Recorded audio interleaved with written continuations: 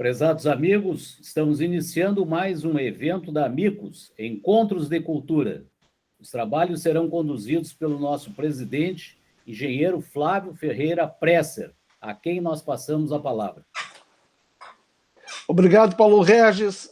Gostaria, desde o início, agradecer a presença de todos vocês, que para nós é de extrema importância, e dizer que sempre a Amicus Encontros de Cultura promove a cada semana um tema para o debate e para a reflexão.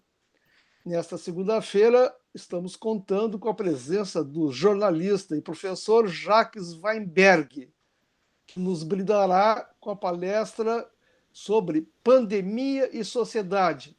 Distante é um lugar que não existe mais. Um tema que é muito atual, né, e que prospecta com o futuro de todos nós, depois da ocorrência desta crise sanitária e que transformou nossas vidas e deu rapidez às mudanças comportamentais e tecnológicas. Né? Então, realmente, hoje, para a nossa... Enfim, e como nós fazemos, né, todas as semanas, né, nos encontramos virtualmente, né, e isso faz com que as nossas distâncias praticamente desapareçam. Né? Transcrevendo, né, o que o Jacques disse na obra Influenciadores Sociais, as pessoas estão ficando cada vez mais solitárias e os amigos mais ausentes.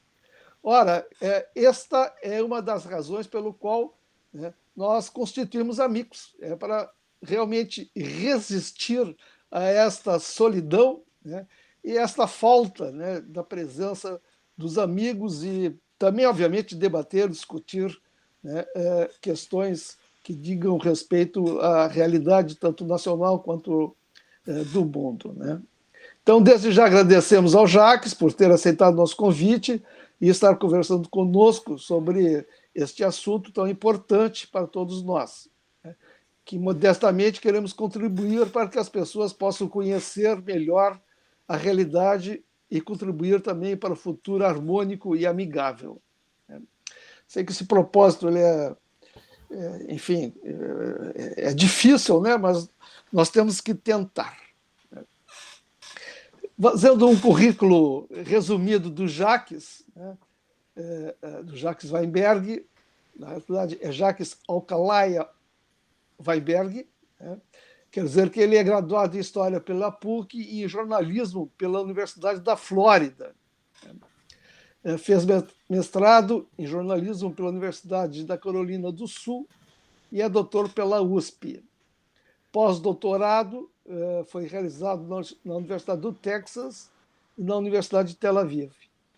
É professor titular dos cursos de graduação e pós-graduação da Escola de Comunicação e Artes FAMECOS da PUC, aqui do Rio Grande do Sul.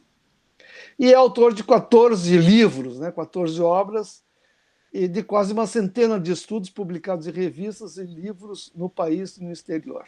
Né? Então, tentando fazer um resumo resumido do currículo do Jacques, é este. Né? Bom, avisamos que para participar dos debates basta clicar em cima ali da mão levantada, que está na barra inferior do Google Meet, para que nós possamos, depois da apresentação do Jacques, né, passar a palavra a todos que assim desejarem. Ok? Então é isso, Jacques. Mais uma vez, muito agradecido, né, pelo aceite do nosso convite, né, e passo para ti a palavra. Ok, muito obrigado pelo convite, Presser, Regis. Quero saudar a todos, é um grande prazer estar aqui com vocês. Combinei que eu vou falar mais ou menos uns 40 minutos, embora eu certamente poderia falar muito mais tempo sobre esse tema, porque ele é fruto de um estudo profundo que fiz, escrevi um livro sobre isso, eu vou mostrar para vocês. A minha dificuldade técnica, que eu vou, nesse momento, diminuir vou projetar aqui a minha lâmina, que vocês estão enxergando, mas eu não estou enxergando vocês. Então, Se por acaso alguém desejar, no meio da minha fala, fazer algum comentário, ele deve realmente me atropelar, porque eu não estou vendo vocês e essa é uma dificuldade. Então, eu gostaria então de dizer a vocês que a minha fala são algumas ideias que eu apresentei nesse livro, Vida Próxima, Vida Remota, Pandemia e Sociedade. Ela é fruto, então, de uma reflexão que já há algum tempo tem feito sobre o tema do papel que a tecnologia exerce nas nossas vidas. A primeira afirmação, eu vou fazer algumas afirmações, assim como se fossem tópicos frasais, é dizer que os seres humanos, ao longo da história, sempre lutaram para superar a distância e o tempo. São os dois grandes obstáculos à comunicação. Não por acaso, as cidades, as vilas foram construídas ao lado das hidrovias para, dessa maneira, manter viva a sociabilidade através das hidrovias. Depois vieram as rodovias, ferrovias, aerovias, e agora nós temos as infovias. E conclui-se, portanto, onde havia a vida. Isso explica também por que surgiram planos de comunicação por satélite, principalmente em países continentais, como é o caso do Brasil, Canadá, Rússia, China, e países longos, como é o caso do Chile, porque, graças à comunicação via satélite, a superação da distância tornou-se bem facilitada. A antessala disso é a cabodifusão, que é um capítulo épico da história da humanidade, quando os seres humanos cabearam o mundo. Aqui no Brasil foi feito primeiro na costa, depois o Marechal Rondon levou os cabos telegráficos para o sertão, por isso ele é considerado herói brasileiro. Posteriormente, o Brasil foi conectado à África, ao Caribe, e esse é o alvorecer daquilo que nós chamamos hoje em dia a globalização, que não é um fenômeno recente. Os romanos construíram as estradas, houve a telegrafia óptica, houve columbofilia através de comunicação por pomos correios, foi utilizado nas guerras de Napoleão, tambores da África, gritos dos vales suíços. Então, os meios utilizados pelos seres humanos foram os mais variados, com o objetivo exatamente de superar a distância. O isolamento sempre foi um problema na vida dos seres humanos, porque isolamento implica em sofrimento. São poucas as pessoas, poucos os grupos que almejam viver isolados.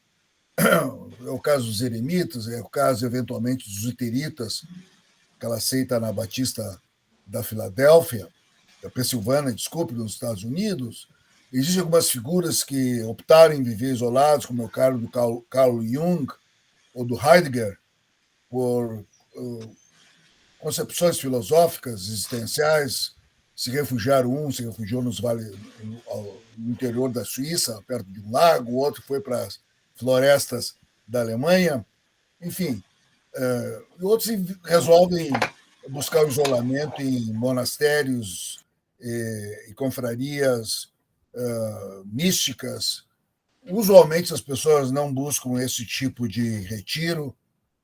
A vocação humana é a sociabilidade, portanto, a distância sempre foi um tema grave na vida humana. Os heróis brasileiros todos têm a ver com a superação da distância, ou tem que ver com o território, controle do território, superação da distância.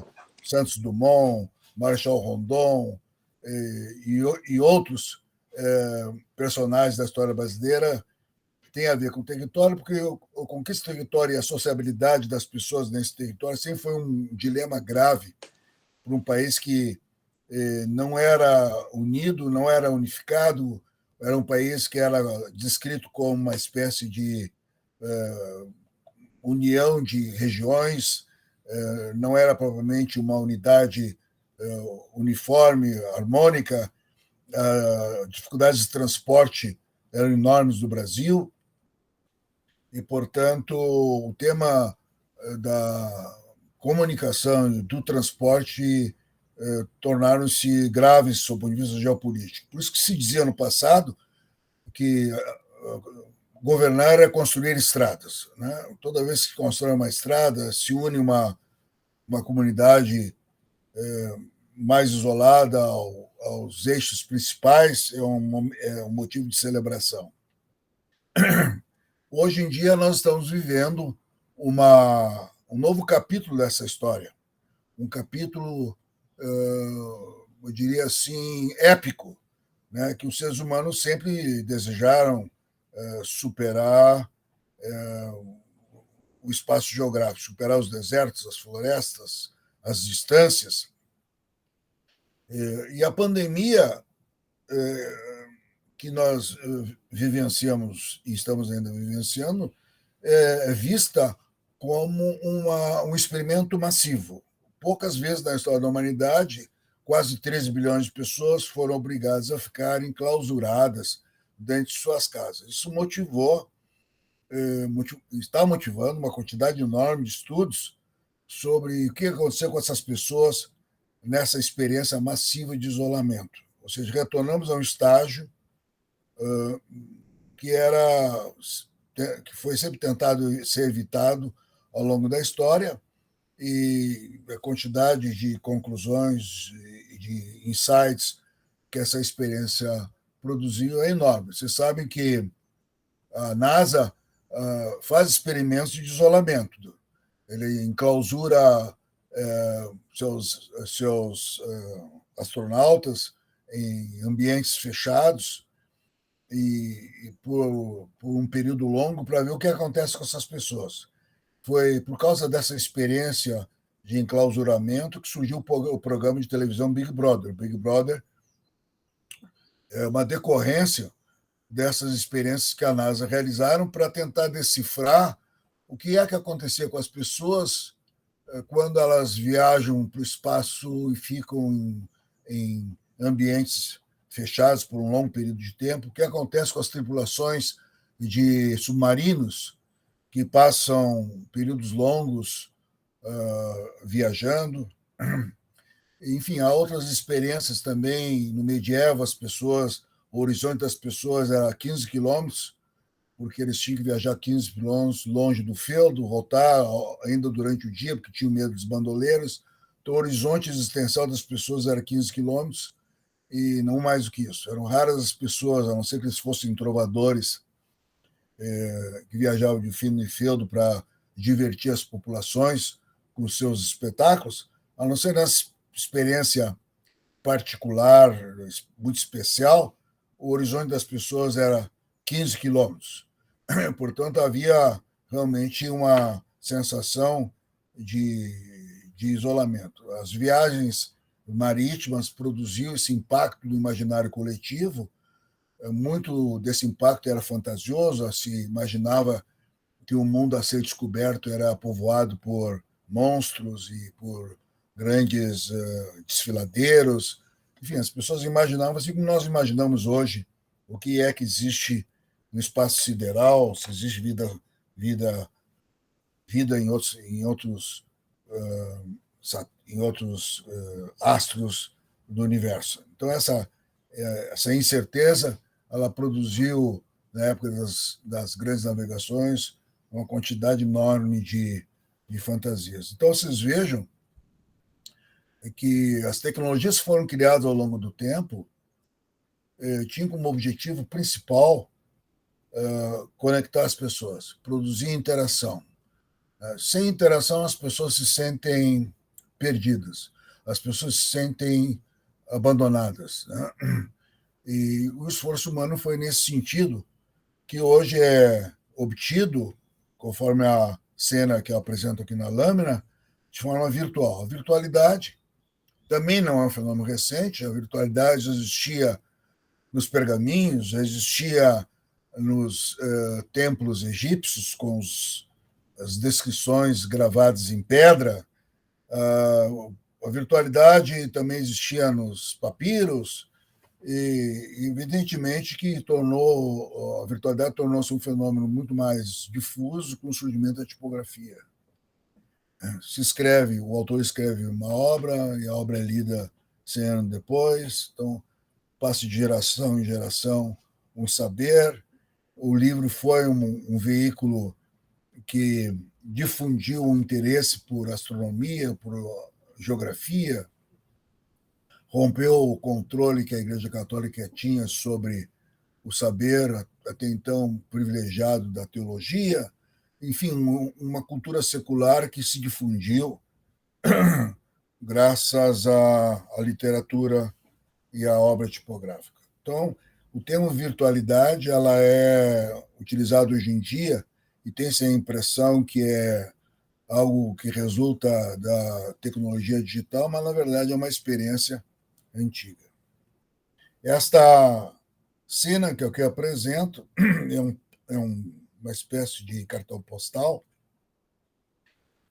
do século XIX, em que já se antecipava a ideia de comunicação à distância, o que nós chamamos hoje de telecomunicação, comunicação à distância. Curiosamente, essa imagem reproduz um pouco o que está acontecendo com a gente. A gente observa isso nas salas de aula, muitas vezes, na universidade, em outros lugares, que as pessoas falam muito mais intensamente com aquelas que estão mais distantes da gente e muito pouco as pessoas estão próximas da gente. Então, ela aproxima os distantes e afasta os próximos. E essa antena aqui colocada na cabeça das pessoas é um pouco a fantasia que se tinha no século XIX sobre o desenvolvimento da tecnologia. Então, a tecnologia, os artefatos, são os verdadeiros fatores da revolução histórica. A gente há uma discussão se os movimentos revolucionários produziram modificações graves ao longo da história. O que a gente pode afirmar com certeza é que os tecnólogos foram muito mais eficientes nesse esforço de modificar o cenário, porque o impacto de suas invenções, ela é em curto prazo e é sistêmica. Então, há uma consequência técnico-social. Uma tecnologia é introduzida no ambiente, esse ambiente muda completamente e nunca mais volta a ser o que era. O exemplo mais trivial e mais típico é a internet. A gente só consegue valorizar a inovação tecnológica imaginando um mundo sem ela. Se nós tirarmos a internet da nossa vida, ou se nós tirarmos da nossa vida a eletricidade, coisa que acontece às vezes quando cai um temporal e praticamente todos os aparatos da nossa casa param de funcionar, é que a gente valoriza alguma coisa. A gente só percebe o impacto da nova tecnologia no alvorecer da nova tecnologia, quando ela está penetrando o nosso ambiente, quando está modificando o nosso ambiente, que a gente tem que se alfabetizar com a nova tecnologia, como operar com ela, como conviver com ela. Depois nós incorporamos a tecnologia faz parte do nosso corpo. Então, essa relação ser humano-tecnologia, que vai sofrer um novo abalo agora com a tecnologia 5G, que vai introduzir a internet das coisas, nós vamos falar com as coisas vão falar entre si, vai mudar por completo, está mudando por completo e de uma forma cada vez mais intensa e mais rápida a maneira como nós vivemos. Então, é importante a gente compreender esse insight que os teóricos da teoria tecnológica produziram, né? A relevância das coisas na nossa vida.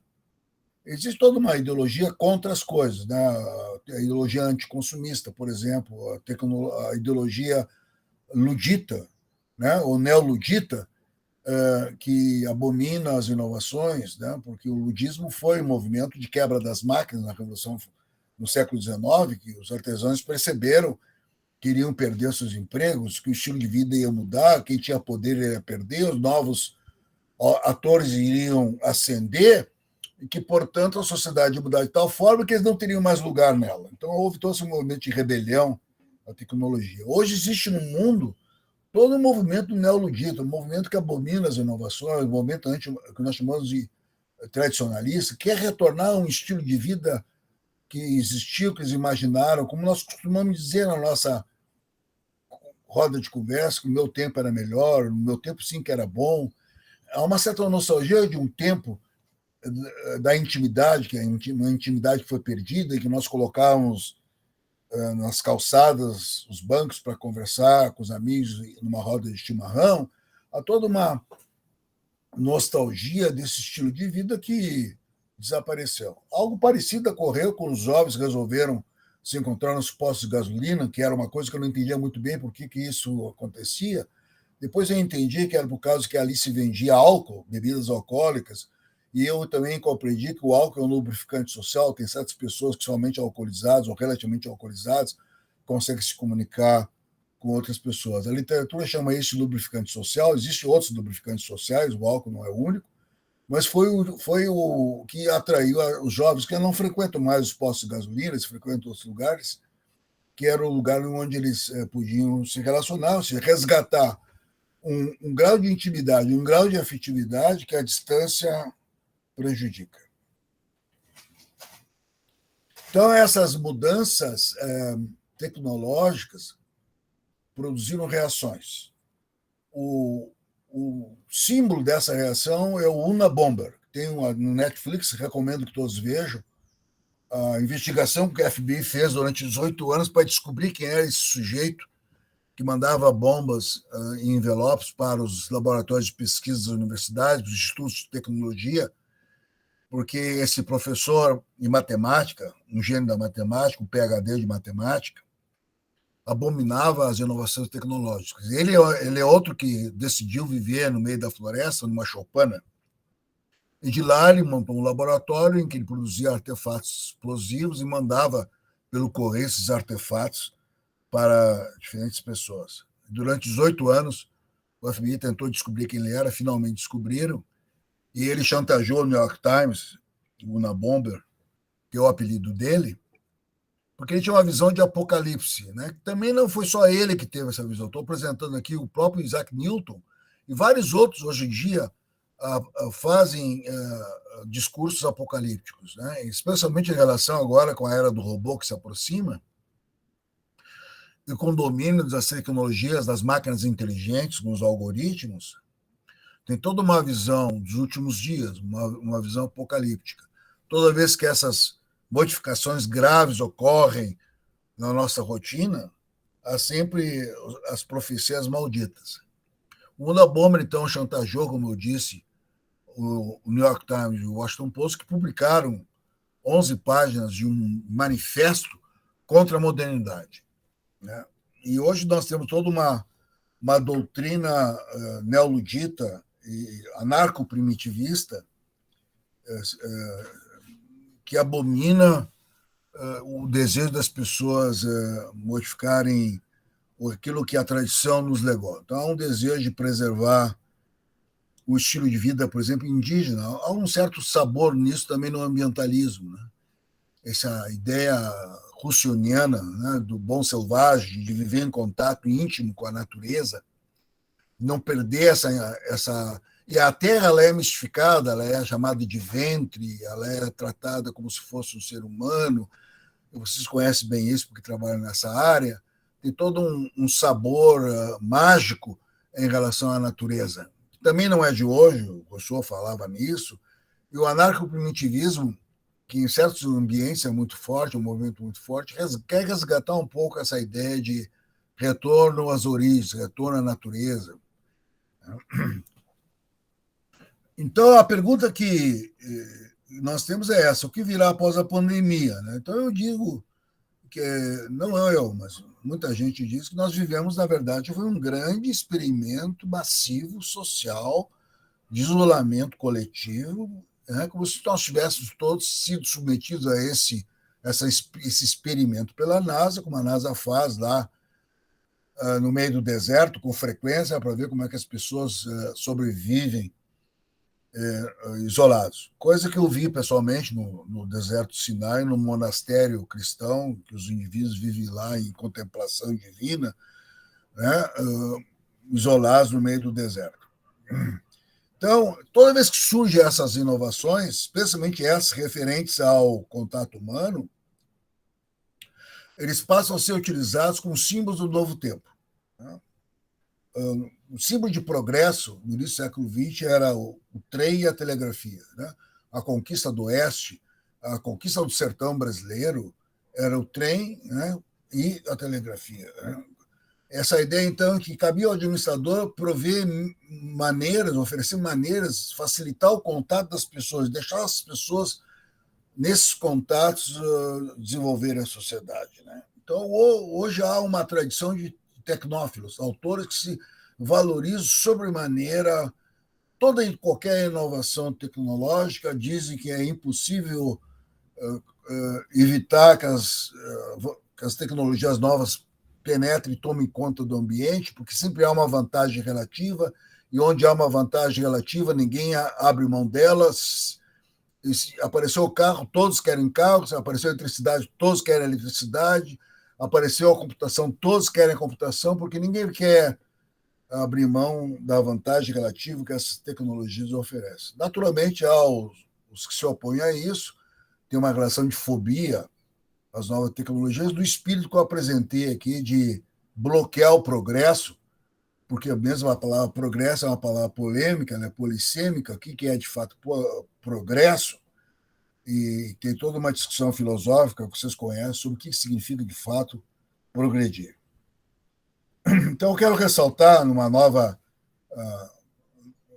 declaração assim de tópico frasal, de que o novo tempo é percebido somente no nascedor.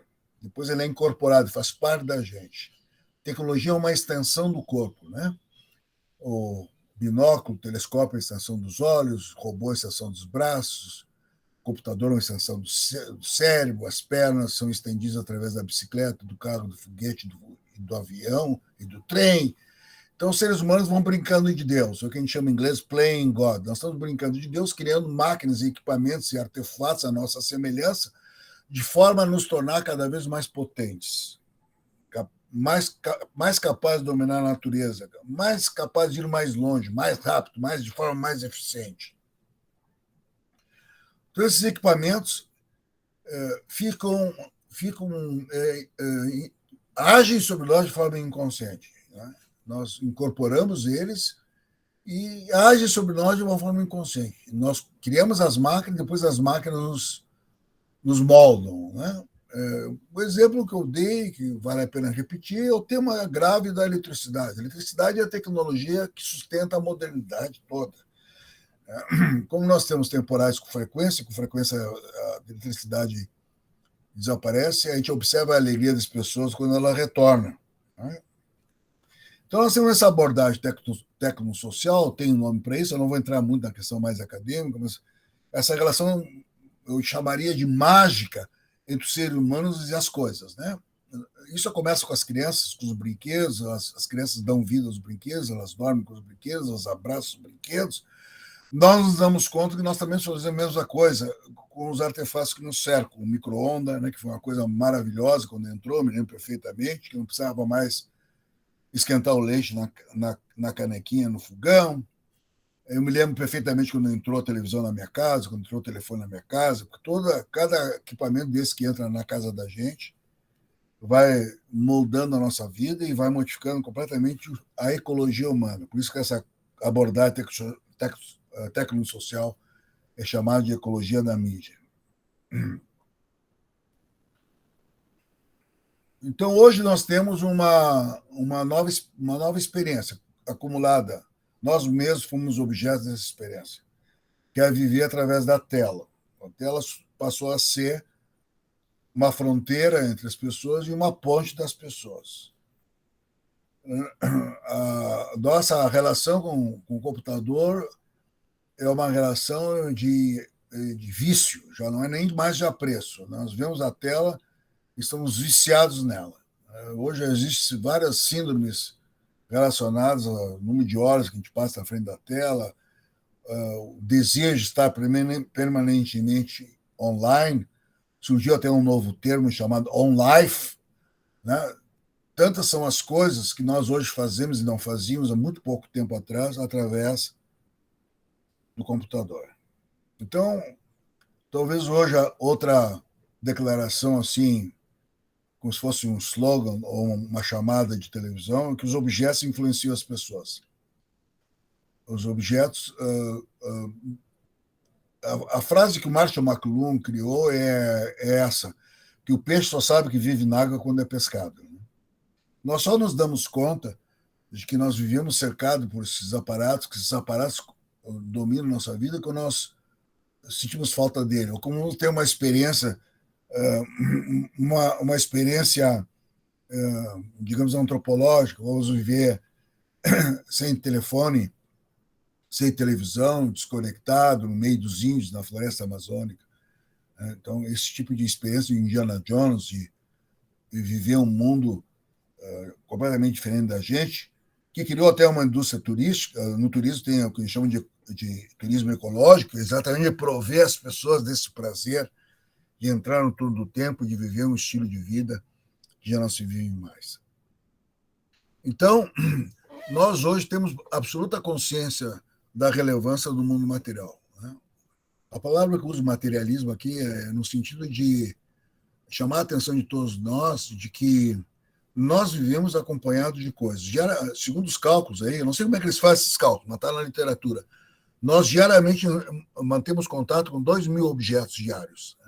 Qualquer um deles que falte para nós sentimos algum incômodo. São 2.000 objetos que nós precisamos, de alguma forma, interagir com eles para poder ter o estilo de vida que nós temos hoje. Então, o mundo material, hoje essa relação do mundo material já produziu o que a gente chama de cultura material. Tem toda uma escola de pensamento, de pesquisa, de estudo sobre as coisas, né? A relevância das coisas na nossa vida. O nome que se deu a isso, a ecologia na mídia, porque a mídia se transformou no grande herói da pandemia. Se não fosse a mídia, não ocorreria o que ocorreu. Nós tivemos distanciamento físico, mas não tivemos distanciamento social. Nós perdemos o contato físico, mas não perdemos o contato social. Esse sucesso em evitar o isolamento social é fruto desta nova geração de equipamentos que agora nós somos dependentes físicos dele, né? Até tem toda uma corrente hoje de desligamento desta dependência. Nós chamamos esta corrente de slow living. Eles deram nomes, a ideia de desacelerar a vida, né? Comer mais devagar, trabalhar mais calmamente, conversar mais com os amigos, resgatar os encontros, essa ideia de slow living, né? E propõe também que se guarde um dia sagrado sem qualquer contato com equipamentos. Eles estão chamando de sábado digital, ou Shabat digital, sábado digital. A ideia de preservar um dia sagrado sem contato com a mídia, de forma a desintoxicar as pessoas. Então,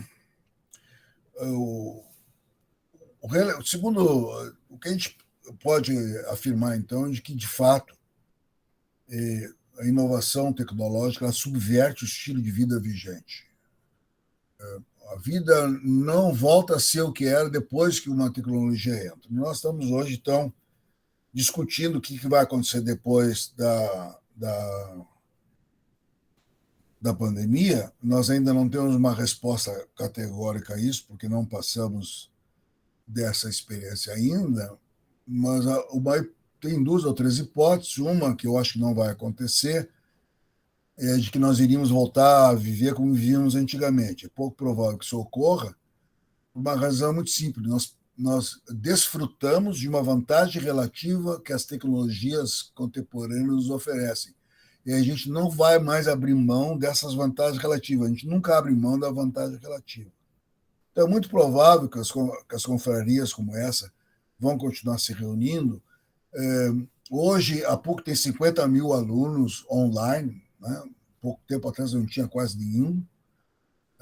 Hoje, os terapeutas fazem os seus encontros com os pacientes via computador. Nós compramos coisa, negociamos, fazemos reuniões de trabalho, decidimos tomamos uma série de decisões, tomamos decisões financeiras, vida bancária, enfim, não há aspecto algum da nossa vida que nós não desfrutamos hoje da vantagem relativa da comunicação digital. Então, procede o interesse do prefeito de Porto Alegre em fazer Porto Alegre uma Smart City, que é um termo, né, utilizado hoje na literatura para descrever as cidades que são wi-fizadas. Hoje, o Wi-Fi é considerado o ar que se respira. Os ambientes que não tiverem Wi-Fi serão inúteis. Então, as praças terão que ser Wi-fizadas, os lares, supermercados. Não existe hoje na Coreia do Sul uma cidade toda ela Wi-fizada. Toda a ação governamental, negócio, tudo é via Wi-Fi. O Wi-Fi hoje é tão relevante, tão dramaticamente relevante, é uma nova era da história da comunicação, que é a era do Wi-Fi. Vocês vejam, quando surgiu a escrita, o Sócrates se opôs à escrita, porque ele descreveu que a escrita iria abalar os usos e costumes de sua época. As pessoas não iam mais precisar usar a memória. Uma sociedade oral, acostumada a decorar e a recitar, isso acontece ainda em alguns ambientes, no mundo islâmico, por exemplo, a recitação do Alcorão ainda é considerada uma marca de prestígio, mas no momento que tu tem um suporte e que tu não precisa mais guardar na memória a revelação, o cânone, a memória deixaria de ter utilidade. Então, Sócrates, que ensinava oralmente, vivia numa Grécia oral, embora 10% da população ainda frequentasse algum tipo de educação formal, mas a maior parte da população não lia, é natural que se opusesse à escrita.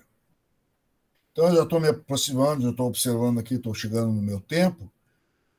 Só para ficar marcado na lâmina aqui, então, essa reação fóbica do ludismo, neoludismo, o exemplo do Unabomber, vale a pena ver o filme no Netflix do Unabomber, essa discussão sobre o que é o progresso.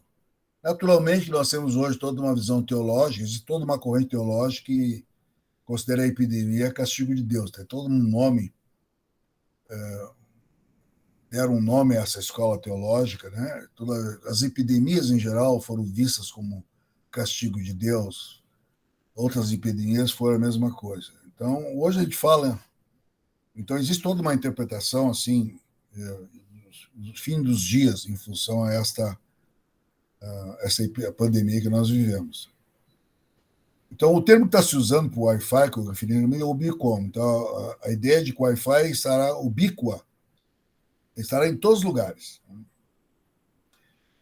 E, portanto, nós podemos concluir que, de uma certa forma, não há mais necessidade de transportar o corpo. Antigamente, vocês vejam bem que o Ministério das Comunicações só surgiu no Brasil em 1985. Até então, quem cuidava de comunicação era o Ministério dos Transportes, porque transporte e comunicação era a mesma coisa.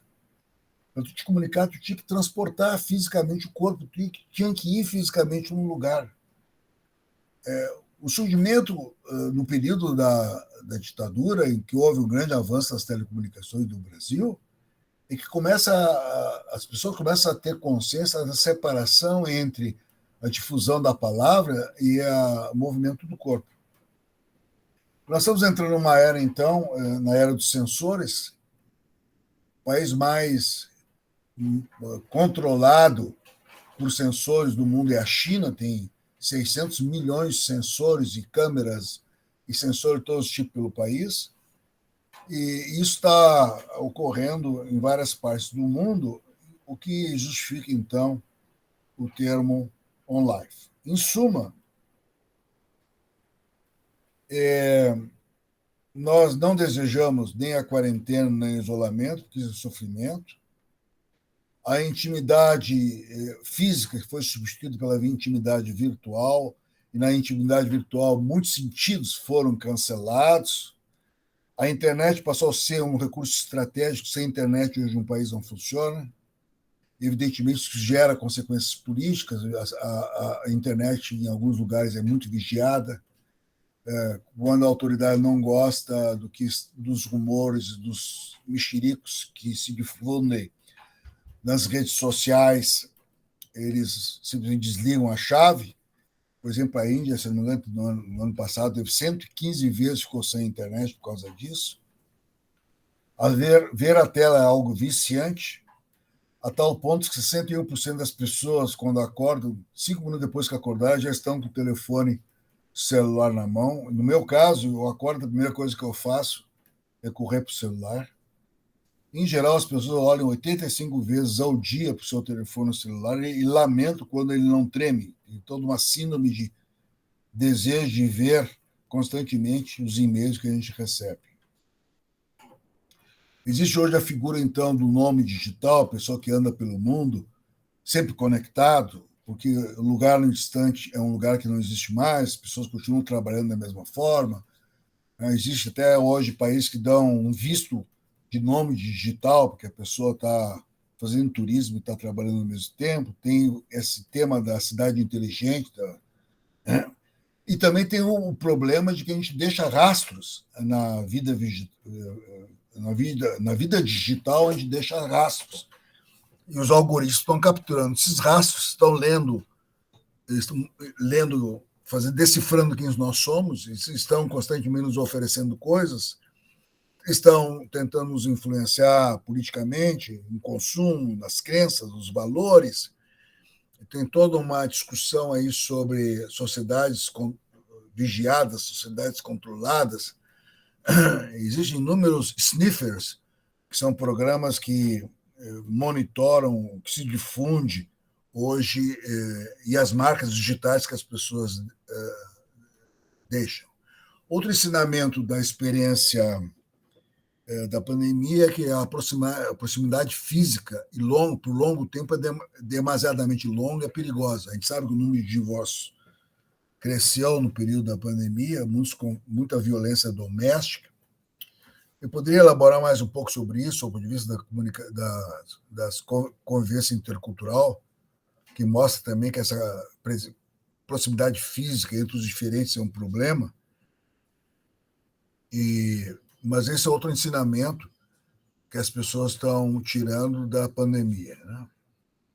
Então, muito provavelmente, daqui para frente, qualquer ator que oferecer algum ambiente, algum artefato, algum recurso que ofereça às pessoas mais intimidade, ele provavelmente ganhará dinheiro, porque a intimidade é um recurso escasso e as pessoas estão sedentas por isso.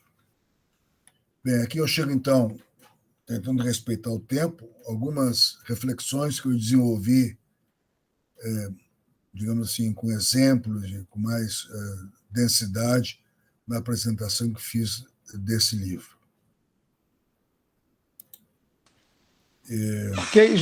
Ok, Jacques. Eu acho que a gente pode agora conversar. Passa a palavra para o Flávio.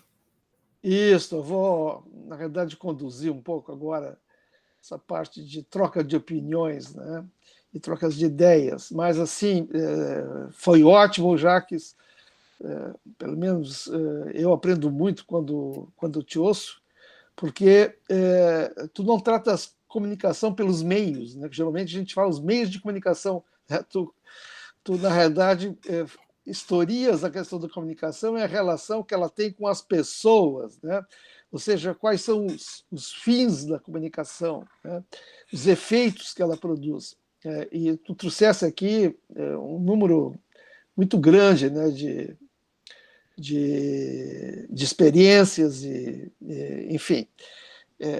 Mas eu quero fazer uma coisa que me trouxe uma preocupação muito grande a partir de uma entrevista que eu assisti essa semana com o Zuckerberg, do Facebook, né? Que é a questão do metaverso, né? Que, na verdade, eu conhecia muito pouco e me atrevi a querer compreender um pouco melhor isso que está por vir, né? que é simular um ambiente de realidade virtual em 3D, onde você, na forma de um avatar, né, vai passar a habitar um ambiente que é todo ele virtual. Entendeu? Enfim, É o são Second Life. experiências virtuais. Oi? Chama-se Second Life. Second Life, exatamente. Né? São experiências virtuais, mas que são comparáveis à real. A pessoa se sente como se estivesse vivendo naquele ambiente, apesar de ele ser todo ele virtual. Né? Só que eu acredito que isso meio se oportunizou, isso é uma opinião minha, não? Mas se oportunizou pela questão da pandemia, né? Que a pandemia levou a essa questão de isolamento, o isolamento levou a uma certa abstração, necessidade das pessoas de ter essas experiências virtuais. Né? Então, isso talvez tenha facilitado a possibilidade de você introduzir, entendeu? Esta Second Life, entendeu? Ou seja, mas ela vai se constituir cada vez mais num isolamento, isso quer dizer que um pouco a lógica a dialética disso, né? Porque você vai ver no ambiente que você escolhe, você vai conviver com pessoas que você escolhe, entendeu? Você vai consumir coisas que, na verdade, aquele site vai lhe proporcionar, né? E isso vai trazer cada vez mais uma segregação, né, que será a priorística, né? E onde você não vai sofrer nenhuma punição, né, por exercer essa tal da liberdade. Você pode, hoje, queira ou não, ter um certo controle, né, sobre as redes sociais, né? E nessa Second Life você não vai ter controle nenhum, né? Porque não vai haver polícia, não vai haver nenhum tipo de regulação. Enfim. E eu acredito que isso cada vez mais possa afastar as pessoas. Né? Razão pelo qual eu creio que essas novas mídias, né, sem nenhum ludismo, né, elas vão ter que ter regras. Né? Vão ter que ter regras, senão esse mundo vai se transformar, entendeu, em ermitões da internet, vou chamar assim. Né? As pessoas que vão viver, mas vão viver única e exclusivamente virtualmente. Né? Então, um pouco assim, essa preocupação, né, dessas tecnologias, obviamente que isso pode trazer alguma melhoria, né, mas ela está sendo explorada comercialmente, é isso. Né? E você, para ter acesso a essa Second Life, você tem que se associar a uma empresa, e essa empresa que vai começar a vender as coisas para ti. Então, me recordo de um exemplo que foi dado ontem, né, no Fantástico, né, onde você vai numa festa e vai querer comprar roupa. Tudo é virtual. Né? Então, você vai pagar pela roupa, você vai pagar pelo consumo, né? Sem precisar consumir, sem precisar se vestir, sem precisar nada. Né? Que é uma nova realidade total, né? Uma realidade virtual absoluta. Assim, né? Então, isso pode trazer algum grau de preocupação, não sei bem. Enfim, eu gostaria um pouco que tu refletisse assim, dentro do que tu conheces e conheces muito bem, né? O que isso poderia trazer de avanço, o que poderia trazer de prejuízo? Professor Jacques, eu vou pedir a gentileza, antes do senhor enfrentar a colocação feita pelo Presser, que o senhor interrompa a apresentação para que nós tenhamos a visão integral da tela. Perfeitamente. Muito obrigado. Tá bem. Minha sugestão é que eu acho deixar as outras pessoas falar e Tá as bem. respostas sejam dadas por todos nós. Claro que eu tenho alguns comentários a fazer, mas eu acho que temos que abrir mais para as pessoas participar. Essa temática que tu apresenta aí sobre os efeitos da comunicação, das tecnologias, eu anotei aqui, vou esperar que os outros digam alguma coisa, depois a gente conversa. Tá bem, ok. O senhor Marcelo quer falar? Isso, o Marcelo e depois a Daniela. Marcelo, por favor. Boa noite a todos. Professor, que honra ouvi-lo, quanto conhecimento, muito obrigado por compartilhar conosco esta noite. E eu sou uma pessoa que costumo assistir e ouvir as pessoas que têm conteúdo, tomando minhas notas e pensando e relacionando meu próprio conhecimento com aquilo que está sendo apresentado. Muito obrigado, muito obrigado. Eu notei algumas coisas assim com as quais eu convivo e penso frequentemente. Eu nunca abri mão de viver na natureza, mas nunca também quis ficar distante das tecnologias.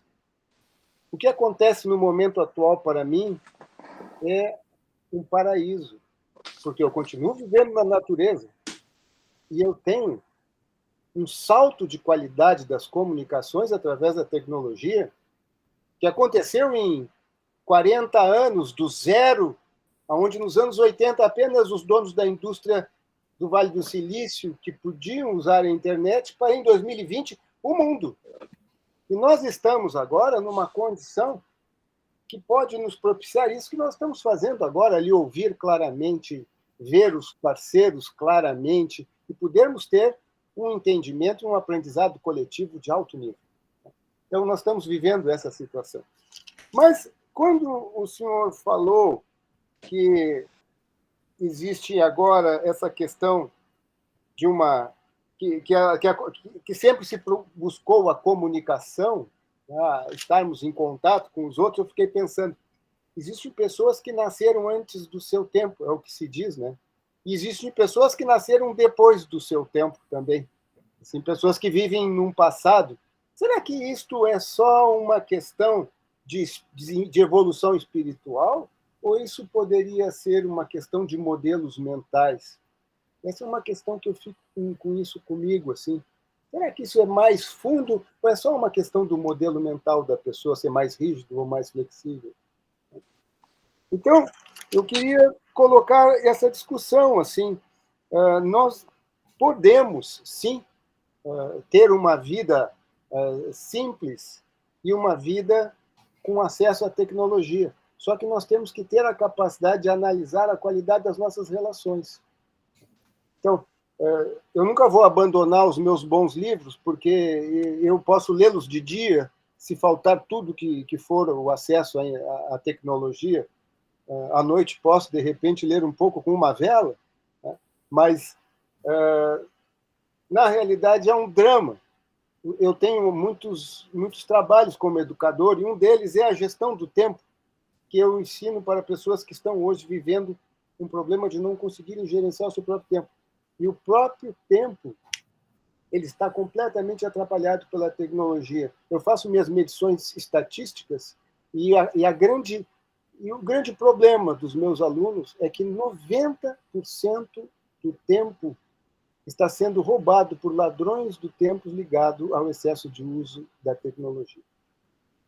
Então, é só para considerar, assim, não tenho muita coisa a lhe dizer, a não ser que o senhor está me lembrando muito Sigmund Freud na sua aparência.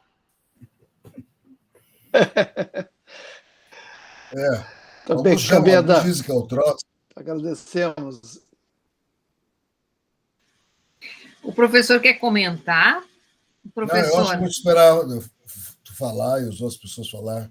Jaques, deixa eu te dizer, assim, encantada em te ouvir. Melhor. Pelo menos a faça picareta. Tá bem? Estão me ouvindo? Estão ouvindo, sim. Ah, perfeito. Encantada de ouvir. Sim, perfeitamente.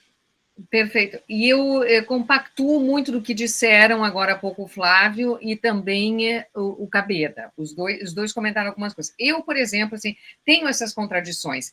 Eu sou adepta desse modelo Slow Life, de ter o Shabbat digital. Por outro lado, eu estou entre aqueles 61% das pessoas que pegam o celular quando acordam. Então, assim, ó, eu também muitas vezes me questiono e necessito esse isolamento. Eu sinto vontade de... não quero saber de nada nem de ninguém, porque eu acho bastante invasivo. Então, eu não sei onde e quando a gente vai chegar a esse equilíbrio, porque, como você diz, as tecnologias chegam, mudam nossas vidas, e eu acho que a gente não vai mesmo mais abrir mão delas. Mas, assim, o que eu queria te provocar e te perguntar, e gostaria muito de ouvir o que tu acha, é, assim, o quanto, na tua opinião, vai prosperar esta Second Life, que foi bem descrita pelo Flávio, o quanto isso vai acontecer na vida real. E quando você citou isso, ó, não há mais necessidade de transportar o corpo. E você falou da questão da intimidade também, que existem estudos já que comprovam, por exemplo, que há jovens que, de tanto acesso que eles têm à pornografia virtual, eles não estão mais sabendo como contactar presencialmente o sexo oposto, ou seja, que sexo for, assim, a outra pessoa.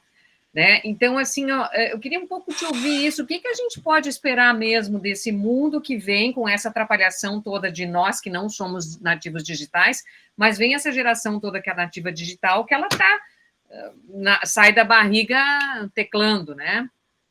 Queria um pouco te ouvir sobre isso. Eu te confesso que isso me angustia. E sempre saber o que pensa alguém que entende e estuda tanto quanto tu, é uma forma de acalmar, serenar a gente. Tá bem, Daniela. Tem mais gente querendo falar. Ok. Jaques, tu tem que ligar o microfone. Tá ligado? Sim, tá bem. Vladimir, por favor. Muito obrigado, Presser. Inicialmente, cumprimentar o Jacques pela excelente abordagem. Os parabéns. Lembro do Jacques ainda do tempo que eu atuava no Departamento do Meio Ambiente, quando você falou do Jair Soares. Eu tive a oportunidade de trabalhar inicialmente com a Coordenadoria do Equilíbrio Ecológico, com o Jorge Assanai, com Isso mesmo. o secretário da Saúde, era o Germano Bonot. Então, essa história que você nos trouxe no início, né? Eu tive o prazer de vivê-la intensamente. Com relação à sua abordagem, realmente muito interessante, parabéns. E eu vejo quando você iniciou sobre o aspecto de solidão, não é? E a gente percebeu que a solidão, no início, foi uma opção, né, das pessoas, era uma opção de vida. Agora, durante a pandemia, essa solidão foi obrigatória. Não é? Então, as pessoas que não estavam preparadas para viver esse momento se viram obrigadas. Então, a meditação sobre os efeitos daí, elas devem ser feitas de uma maneira muito intensa. Também quando tu referes ao distanciamento físico e proximidade social, né, entra aí também uma análise sobre essa questão de solidão, e o distanciamento físico, ele existe e existiu fortemente na pandemia. Contudo, a proximidade social, ela atendeu a pouca gente. Né? As camadas mais pobres da sociedade, que têm dificuldade, por falta de recursos, a utilizarem as tecnologias, que, como você mesmo refere, né, elas iniciam, mas e depois são incorporadas. O que foi incorporado para esses grupos minoritários ou maioritários, né, uma quantidade de pessoas que não têm recursos, eles não conseguem ter plenamente essa condição de agir com todas as formas de tecnologia. Outro aspecto também que ficou muito candente durante a pandemia, sobre a questão de proximidade social, é o efeito, sobretudo para os estudantes e principalmente para as crianças. Né? Na fase inicial da vida, que elas necessitam, né, ter o conhecimento da gramática, só com convívio social direto. É muito difícil que ocorra essa possibilidade com tecnologia ou de maneira virtual. Eu vi que tu abordasses, né, que já estão tendo estudos sobre, e a Daniela também comentou agora, e pessoal até que está se envolvendo nisso, você mesmo disse que deverão ganhar muito dinheiro, sobre intimidade. Tá? mas a intimidade também atende a poucos, tá? Porque tem pessoas que têm dificuldades para viverem da solidão, e essa teoria da intimidade ela atende a uma parcela, mas não toda a quantidade, né, ou o mundo que nós necessitamos.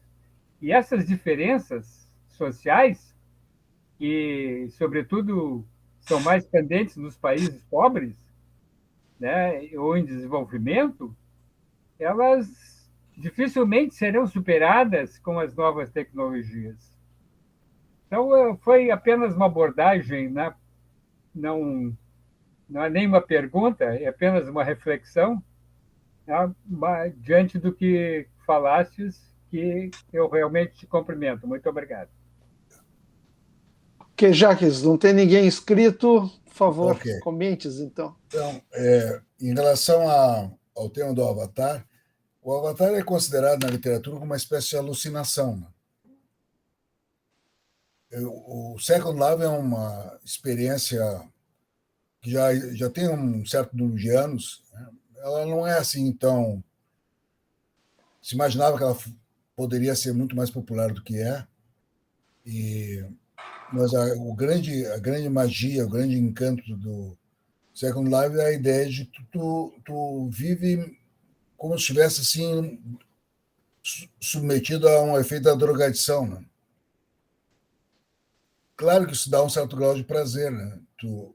Essa é a técnica do entretenimento, é a indústria do escapismo, né?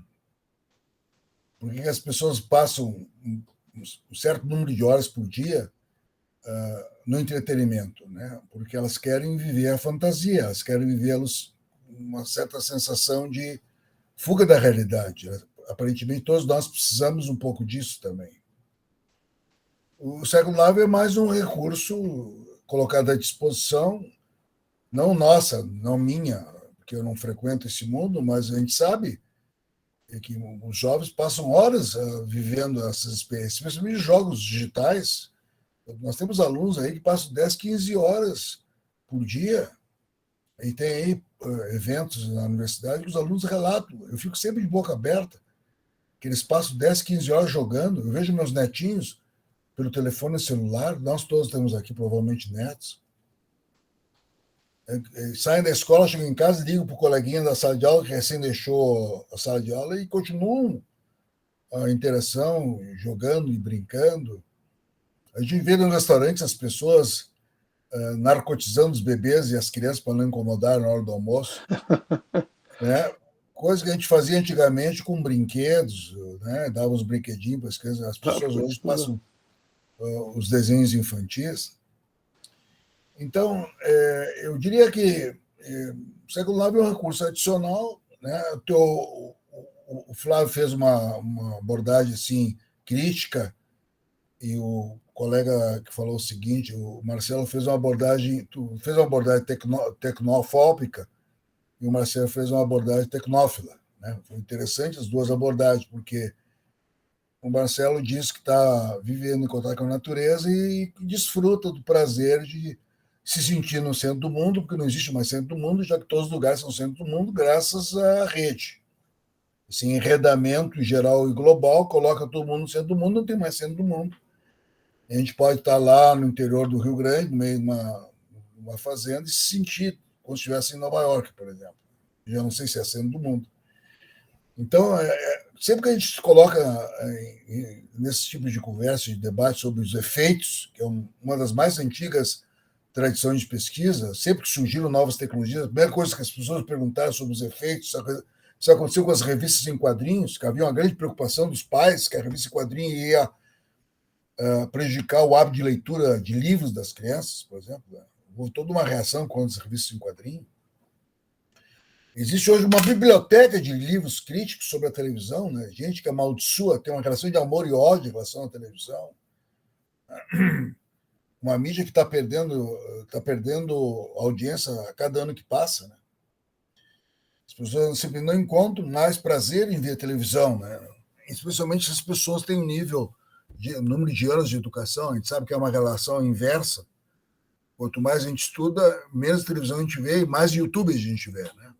As pessoas veem mais YouTube do que televisão. O bem da televisão é que é um canal aberto, tem que atender a todos, e eu queria atender a todos, não atende ninguém. O YouTube ele é à la carte, né? Tu escolhe o que tu quer e então esse mundo dos vídeos ele é muito mais prazeroso do que o canal aberto. Esse é um dos problemas.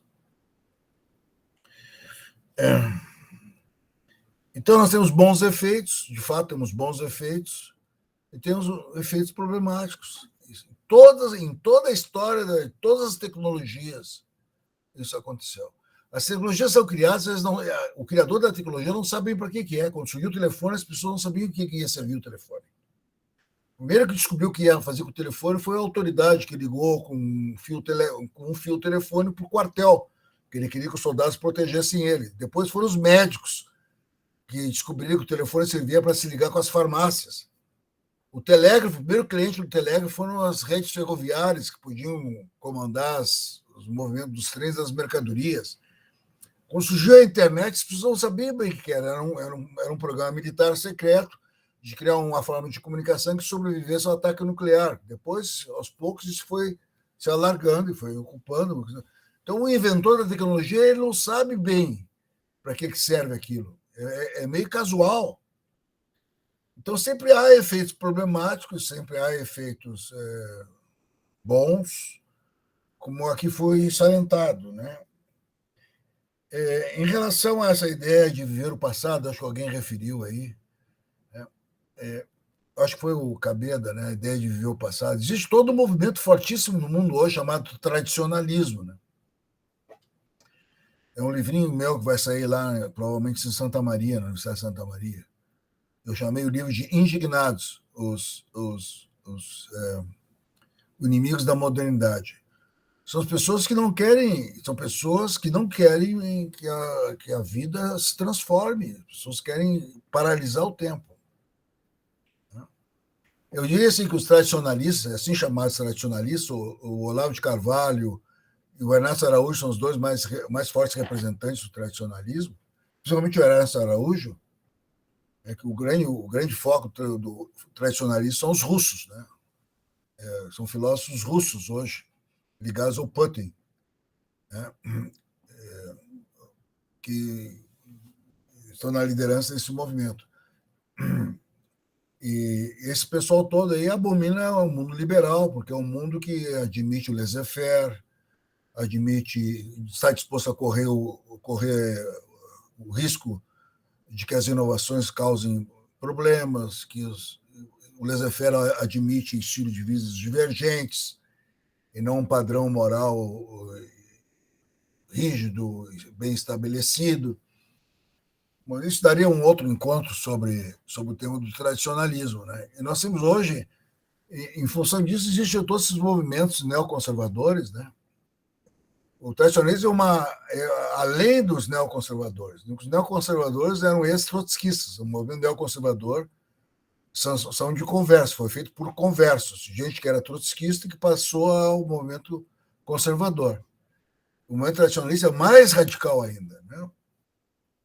E geralmente está ligado ao nativismo, ao movimento nativista, né?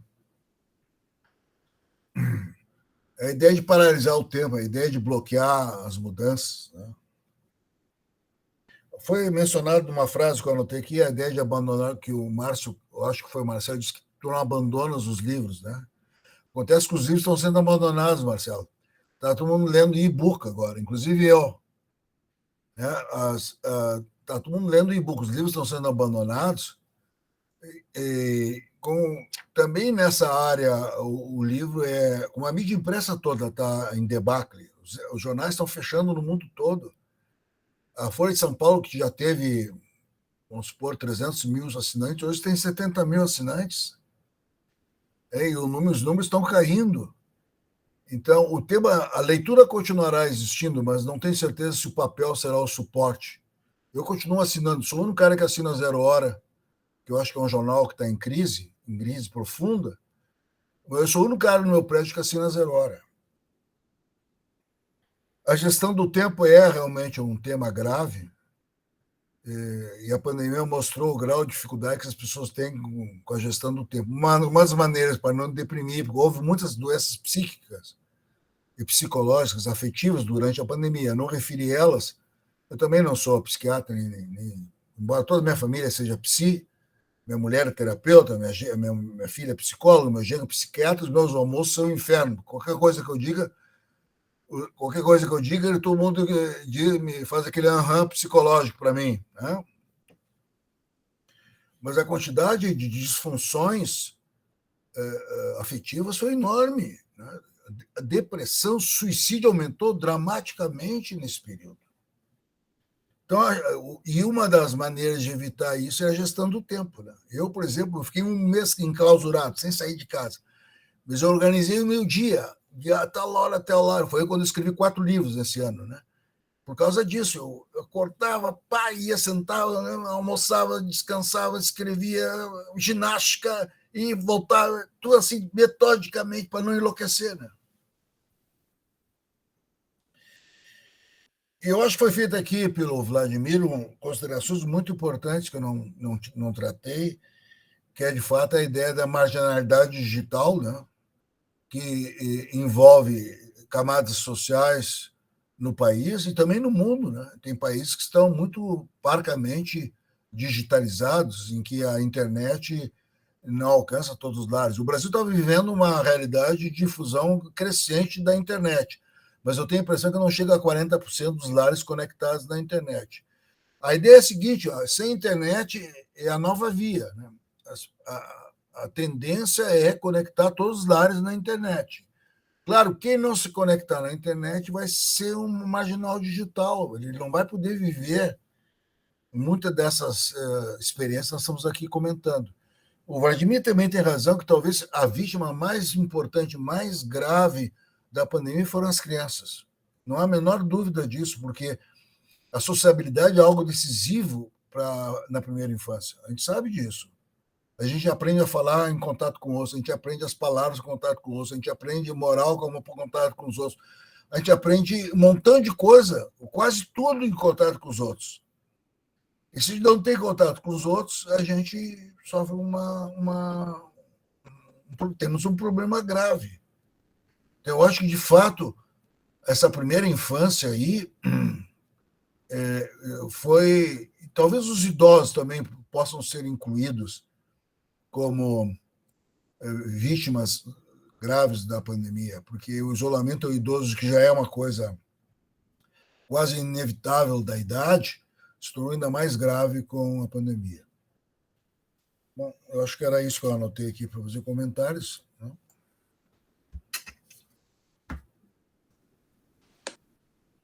Ok, Jacques, enfim, não sei se mais alguém quer fazer alguma observação, enfim, estamos aqui ainda com um tempinho, né, para que...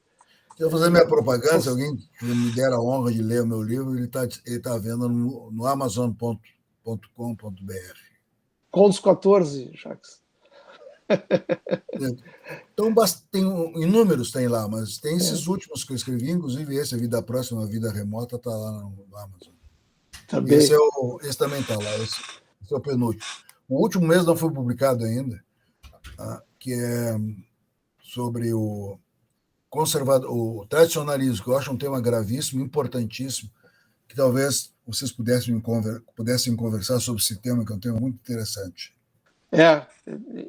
Enfim, também já li sobre isso e interessei muito, né? Inclusive da diferença entre o tradicionalismo e o fascismo, que muitas vezes as pessoas confundem, né? É que o tradicionalismo não traz uma visão de futuro, né? Enquanto que o fascismo faz, né? Ele se volta, ele é conservador, mas, por outro lado, ele projeta algo... É que no tradicionalismo o futuro é o passado, né? O futuro é o passado, exatamente. Mas, Daniela, por favor, de novo. Jacques, eu, então, diante das tuas análises, eu estou mais tranquila que realmente a Second Life é mais uma alucinação e eu não vou ter que me meter em algum mundo virtual e não sair mais dele. Então, te digo que saio mais tranquila. Acontece que a alucinação é prazeroso, né? Claro. Tu não entra no Second Life, mas tu entra em outras coisas que te alucinam, né? claro, claro. Aparentemente, a fantasia e a alucinação é uma necessidade humana. Todos nós precisamos de momentos alucinatórios. Pode ser o LSD, a maconha, o haxixe, a heroína, a cocaína, ou um filme do Netflix, né? Ou olhar a natureza e tomar um chimarrão na beira da lagoa. Isso. Eu queria aproveitar o gancho de que tu falasse um pouquinho sobre os influenciadores digitais, que é um tema que me interessa muito, porque eu vejo muito essa migração, inclusive dentro do jornalismo, que é uma área que eu atuei por muito tempo, de profissionais que deixam o jornalismo, atuam ou como influenciadores digitais, ou criam os seus próprios canais, enfim. Queria um olhar teu, assim, não tenho... Na verdade, o livro não é sobre influenciadores digitais, é influenciadores sociais. Agora, o que motivou eu a escrever esse livro foram os influenciadores digitais. Perfeito, mas eu não tive tempo, porque eu recebi de ler teu livro ainda, mas eu queria entender um pouquinho dessa relação que você faz. Inclusive, tem, curiosamente, muitos influenciadores digitais que são avatares, viu, Flávio? Eu cito isso no livro. Não sei se tu chegasse a observar isso. Sim. É inacreditável que um avatar tenha 40 mil amigos, por exemplo. E os avatares hoje são utilizados na publicidade, são muito mais eficientes na difusão de uma mensagem persuasiva do que as pessoas. Então, as pessoas se ligam amorosamente e afetivamente a personagens. Isso também não é uma coisa nova, né? As crianças têm na cabeça os personagens da Disney, né? Agora é o Harry Potter, né? Eu tive que sair para comprar os brinquedinhos do Harry Potter. Tem filme Harry Potter, tem livro Harry Potter, tem moda, tem tudo. A indústria cultural explora, na verdade, avatares, né? São os brinquedos. Então, também isso está mudando, a ideia de influenciar as pessoas. A verdade é que o que é influenciar? É a capacidade que o ator tem de ser levado em conta nas decisões de outra pessoa, né? Ele é levado em conta porque essa pessoa tem medo dela, ou porque essa pessoa tem um carisma e portanto, inspira essa pessoa a seguir seus passos, ou porque... que, ao invés da realidade, trabalha com fantasia, né? Pode ser também. Existem inúmeras causas que levam as pessoas a levar os outros em conta. Tem países poderosos, né, que podem agir, ser levados em conta por medo. Medo é uma coisa que também provoca, dá poder ao influenciador, né? Existe o que a gente chama de hard power e soft power, né? Pode, através do lúdico, também influenciar as pessoas. Então, vida em sociedade é persuasão. Todo mundo está disponível, todo mundo tem a liberdade. Isso é vida democrática, sociedade de ruídos. Todo mundo está livre para difundir no coletivo mensagens que ele tem uma intenção premeditada de alcançar um certo efeito na pessoa. É pouco provável que qualquer um de nós, nas nossas interlocuções, não premeditem um resultado ao expressar uma frase ou se vestirem de uma certa maneira, né? Porque isso é uma forma de se exibir para outra pessoa, de comover outra pessoa. Isso não é consciente, isso é inconsciente. Então, a vida social é uma vida cênica, dramática. Por isso que a gente diz que a vida é um palco. Nós todos ensinamos papéis. E a gente aprende isso na primeira infância, quando a gente vai mudando de contexto, cada contexto demanda um texto, e a gente vai mudando de roupa, a gente vai mudando de retórica, a gente vai mudando de aparência, e a gente vai mudando de linguagem corporal, a gente vai se adaptando às novas modificações, a não ser que a pessoa seja muito rígida, e essas pessoas têm uma enorme dificuldade, porque elas não têm facilidade de se adequar às transformações. Então, a palavra o influenciador, ele não é uma palavra malévola, é uma condição inevitável da vida. Todo mundo está livre para... Todo mundo influencia o outro, mesmo que a gente não queira. E o grande espaço, realmente, da comoção, da influência, são os pequenos grupos, né? A Jacques tem o âmbito desta influência, né? tu mesmo citasse no livro, tem alguns que têm milhões de pessoas, entendeu? O que no passado era proibitivo, né? Você não teria como fazer isso, você não tinha esses meios de se expor, né? É que não depende só do emissor, depende do receptor, depende do que a pessoa está procurando, né? É, Eu posso estar falando para vocês, vocês não estarem dispostos a ouvir o que eu estou dizendo, isso não causa efeito nenhum em vocês. É que o influenciador ele influencia quando a pessoa está disponível para receber aquela mensagem, né? Então, nem toda mensagem causa um efeito instantâneo e padronizado em todas as pessoas. É. Então, ela tem que encontrar o alvo certo, né? Nós É. chamamos na comunicação isso de target, né?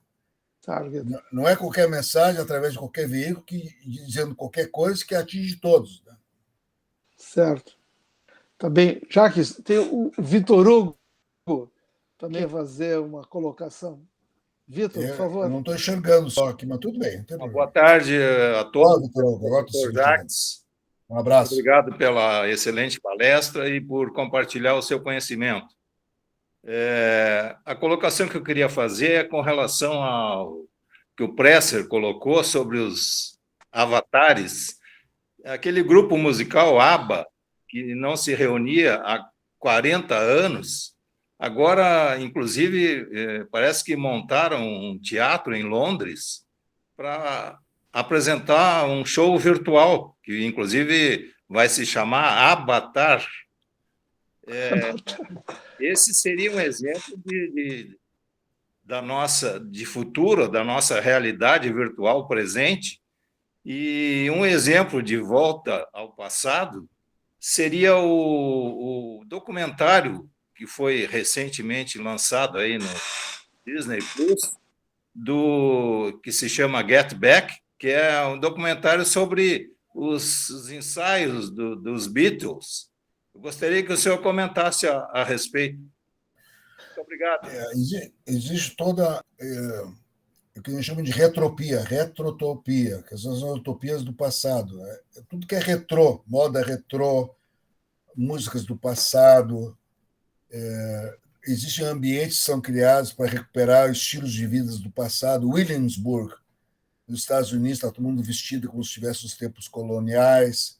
O CTG tenta paralisar, o CTG gaúcho tenta congelar o tempo, e quem entra naquele espaço, ele entra num mundo que é um mundo de diversão fantasiada, a fantasia permite às pessoas viverem, que isso é uma fantasia, os gaúchos não viviam dessa forma, né? E também, então, as pessoas, existem ambientes desse tipo. Existe esse livro chamado Retrotopia, estou procurando ele aqui, na minha aqui, Retrotopia, que o Zygmunt Bauman escreveu, né? Que é porque o passado ele oferece às pessoas identidade, não é o futuro que oferece identidade. Nós vivemos hoje no mundo uma crise de identidade. As pessoas querem resgatar raízes, as pessoas querem saber de onde elas vieram. Isso é muito em função da crise do multiculturalismo, né, que é uma experiência que enfrenta dificuldades praticamente em todas as partes do mundo. Então, esse desejo de entrar no túnel do tempo e voltar a sentir os vikings na pele,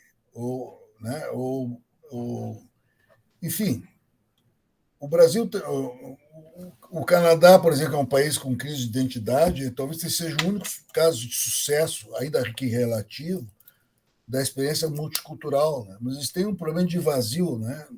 Porque as tradições são todas elas inventadas, né? O mesmo tradicionalismo gaúcho foi inventado, as pessoas precisam inventar a origem, né?